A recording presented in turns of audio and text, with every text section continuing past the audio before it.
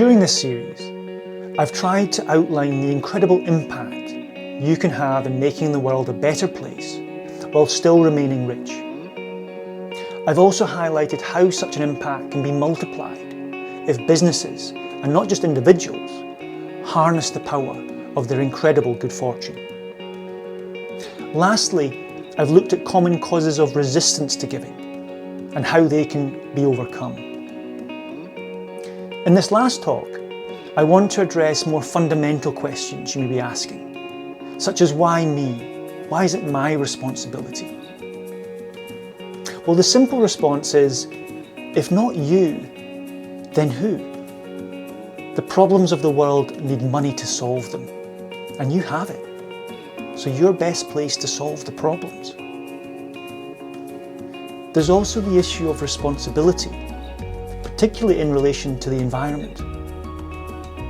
If you earn £63,000 or more, you're in the world's richest 1%. And according to the United Nations, as someone in the richest 1%, on average, you produce more carbon emissions than 100 people from the poorest half of the world's population.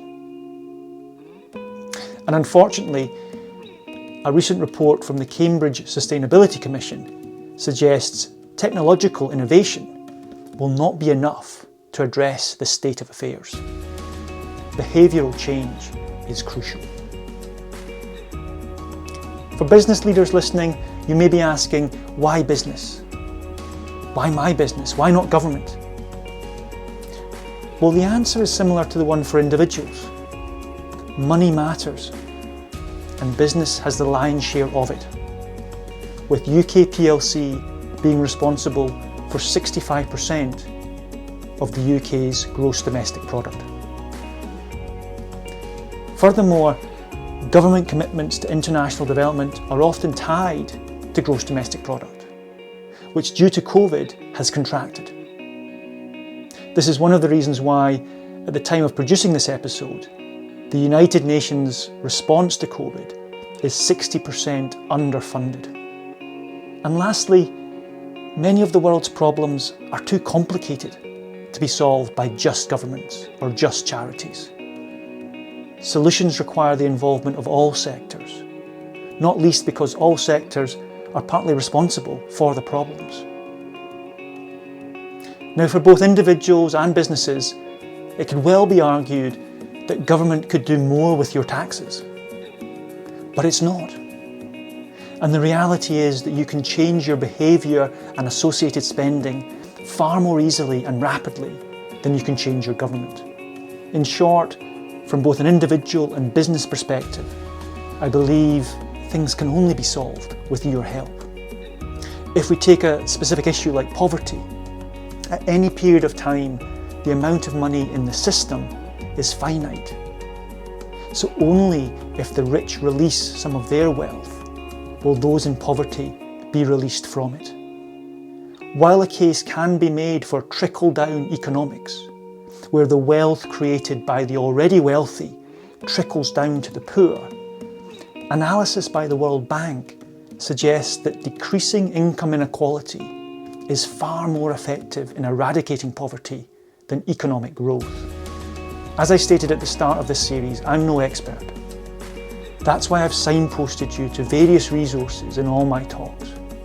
My last signpost is Peter Singer's compelling article, Famine, Affluence and Morality. It should only take you 10 to 15 minutes to read, and in it, Singer poses the following thought experiment. Imagine that you're walking through your local park and you see a child drowning in a pond. Like almost everyone else, I bet you'd jump in to save the child. You wouldn't think twice about damaging the phone that's in your pocket or the fact that your clothes may get stained. Why? Because you have a strong moral sense that the life of a child is worth far more than the cost of replacing your phone or clothes. You're able to save the child, and the cost to you of doing so is acceptable. And the thing is, if the same situation happened the next day, I bet you'd act just the same.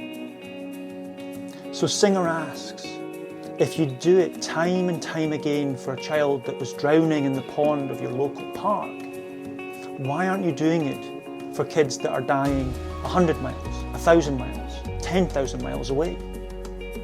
What difference does geographical distance make, given you're still able to save these children and the cost to you of doing so is still acceptable? I hope you work through this thought experiment. Take positive action as a result and experience the subsequent happiness and peace that comes from having such an incredible impact.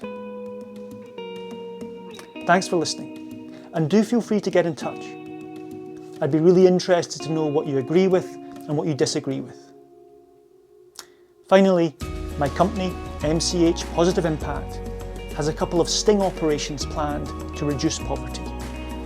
If you're interested in taking part, do sign up to MCH's newsletter via its website. Go well and happy giving.